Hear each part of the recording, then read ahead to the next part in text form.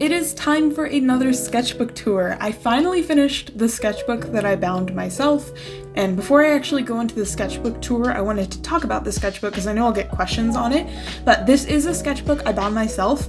I recorded the process and I do have a video on that on my channel. It's not a tutorial by any means, it's just kind of a watch me as I put this together sort of thing, but I hand bound the sketchbook. It has Canson XL watercolor paper inside, which wasn't the best choice of paper for the sketchbook, but it's alright.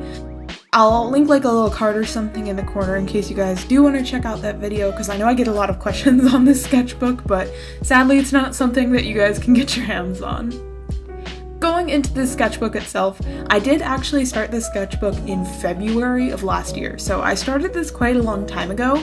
This was definitely a sketchbook that I didn't originally intend to use it immediately because personally, I've mentioned many times before, I like to, in theory, work on one sketchbook at a time, and for the most of my life, I stuck really well with that. I was very good about only working on one sketchbook at a time, but recently that has spiraled out of control and I have been working on many at a time.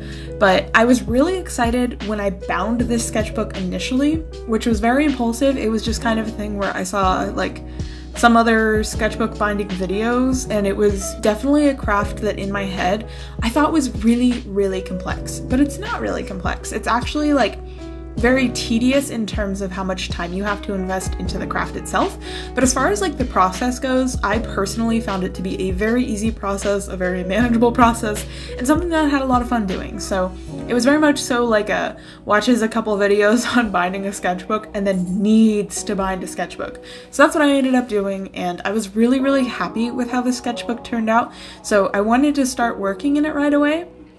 And at a certain point that kind of trailed off and I went more into the zone of finishing my other sketchbooks that I had worked on more, and so it took a good amount of time before I actually got back into working on this sketchbook, what I would call full-time, in the sense of this was my primary sketchbook, which is why it took me so long to complete, because all things considered, there really isn't that many pages in the sketchbook. I don't remember how many there is. I think there was around 40 to 50 pages in the sketchbook. I don't really remember, but it wasn't the biggest sketchbook by any means. Filling up the ELO sketchbook, which had I think 100 pages, 100 sheets, 100 pages, it had a lot.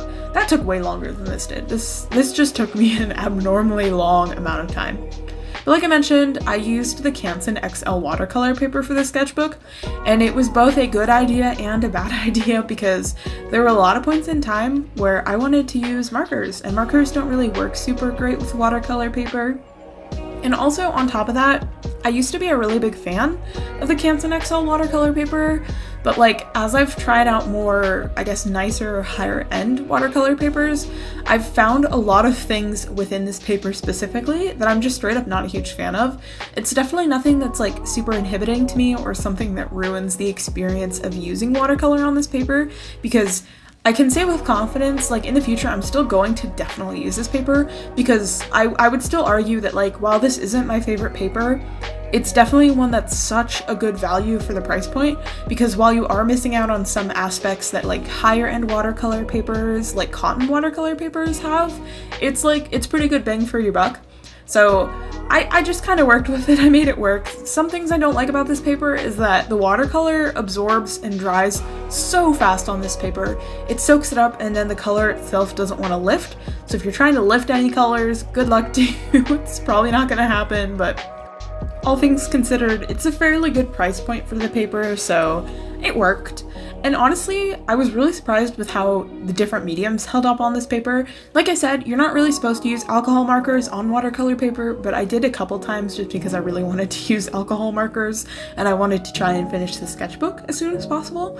But I would say that the medium that I definitely used the most in this sketchbook was my Tombow water brush pens. Now I have to specify that they're the water brush pens because Tombow has released alcohol markers, which I have tried, but I really like their water brush pens. They're really nice. They're just the dual tipped pens. I absolutely love using those pens for sketchbook work and just art as a whole. I really like the effect they give, and they worked really well on this paper. Generally with those pens, especially for the nib end, not the brush end, obviously obviously the more you layer it, the more it's going to eat the top layer of the paper, and I could generally get about like 3 to 4 layers on this paper before it started to like really destroy it, so it does a pretty good job, all things considered.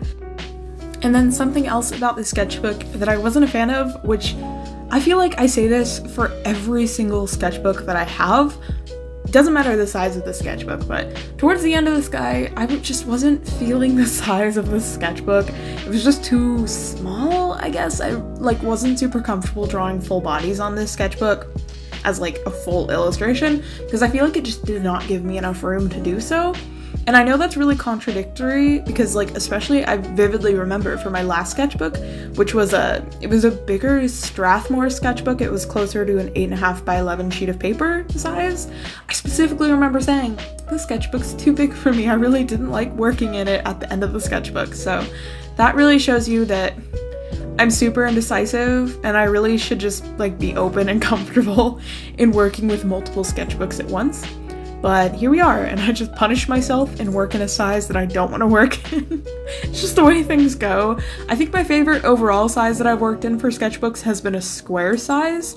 I really like working on a square size sketchbook for the ELO sketchbook, and then I do have an Arteza square sketchbook, which is what I'm working in now, but I think I just need to like be genuinely open with the idea of working on like 5 sketchbooks at a time and not feeling like that's a mistake. Because the reason that I personally try to stick with working in just one sketchbook at a time is just so I can finish it faster, not for the like sake of, it's for posting a sketchbook tour video on YouTube. It's more so in the sense of whenever I finish a sketchbook or like getting really close to finishing a sketchbook, it's such a huge inspiration boost for me to like make more artwork and finish the sketchbook. And it's so satisfying to finish a sketchbook. So I don't know, the sooner I finish a sketchbook, the better in my mind, even though that's not necessarily a true thing, but it just makes me happy finishing them, I guess. I guess that's the best way to word it.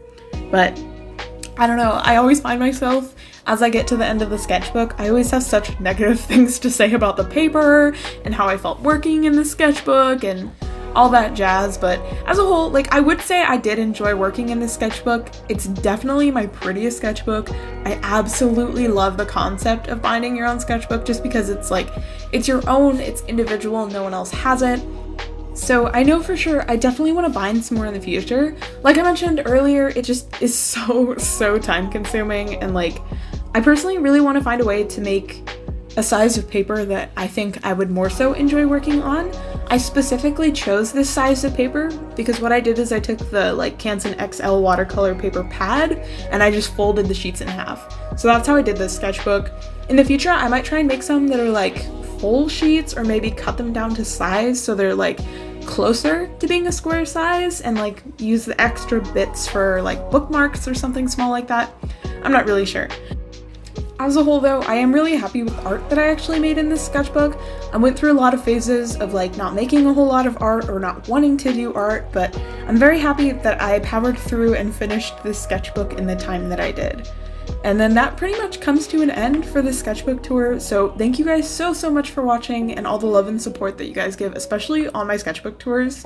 I have a whole playlist of sketchbook tours going back from the last, I want to say like almost 3 years, something around that time frame. So if you guys are interested in that, I will have a link to that playlist below, or I'll put it up in a card or something. It'll be somewhere. It'll be somewhere either on the video or in the description box. But thank you guys so much for watching, and I will see you in the next one.